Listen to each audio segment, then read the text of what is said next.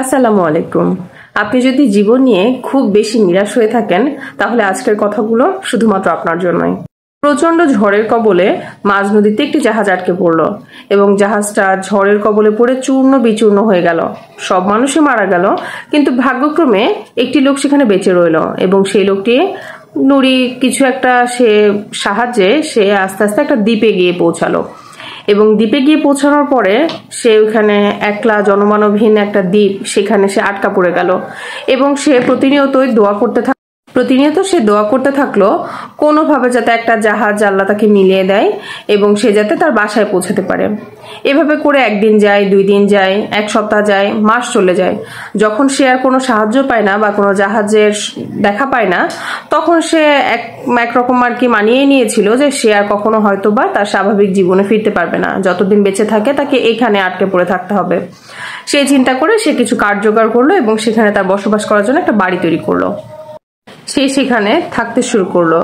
একদিন সে মাছ শিকার করার জন্য সমুদ্রে গেল এবং সমুদ্র থেকে ফেরার পথে সে তার বাড়িটার দিকে তাকিয়ে দেখলো তার বাড়িটা দাউ দাউ করে আগুনে পুড়ে একদম ছাই হয়ে গিয়েছে।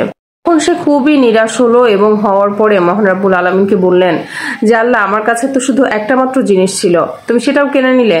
তো এরকম ভাবে সে খুবই হতাশাগ্রস্ত হয়ে বিলাপ বকতে বকতে একসময় সিদ্ধান্ত নিলেন সে তার প্রাণটাকে শেষ করে ফেলবে এবং সে সমুদ্রের দিকে এগোনো শুরু করলো। যখন সে সমুদ্রের পাড়ে গিয়ে পৌঁছালো তখন সে জিনিসটা যে দেখলো সেটা দেখে সে অবাক হয়ে গেল। জাহাজ তার দিকে এগিয়ে আসছে এবং সে নাবিককে দেখে নাবিককে জিজ্ঞেস করলো, আপনি এতদিন যে আমি এই দ্বীপে আটকে রয়েছে, আপনি কিভাবে আমার কাছে এসে পৌঁছালেন? এতদিন কেউ কোনো প্রকার সাহায্য করতে আসেনি। তখন সে নাবিক বলল, কিছুক্ষণ আগে যে ধোঁয়া উঠছিল সেই ধোঁয়া দেখেই তারা এদিকে এসেছে, কারণ তারা ভেবেছিল এখানে কেউ বিপদে পড়ে আটকে পড়ে আছে, এই কারণে তারা তাকে উদ্ধারের জন্য এখানে এসেছে। দেখেন এখানে মরাল অফ দ্য স্টোরিটা কি, যে মহান আল্লাহ আমাদের জন্য যেটা ডিসাইড করেন বা আমাদের ভাগ্যে যেটা লিখে রাখেন সেটাই কিন্তু আমাদের জন্য সর্বোত্তম।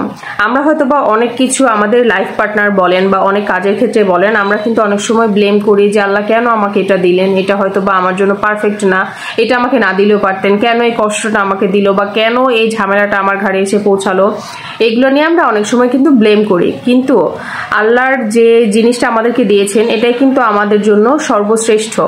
এই কারণে কি করা উচিত জানেন, আমাদেরকে ধৈর্য ধরা উচিত এবং ওই সময়টার জন্য অপেক্ষা করা উচিত যে সময়টা বা যেই মুহূর্তে আমাদের জন্য সর্বোত্তম ফলাফলটা অপেক্ষা করছে, আমাদের সেরা পুরস্কারটা অপেক্ষা করছে, যেটা মহান আল্লাহ আমাদের জন্য শুধু লিখে রেখেছেন। ধৈর্য ধরুন এবং অপেক্ষা করুন। অবশ্যই মহান আল্লাহ উত্তম পরিকল্পনাকারী।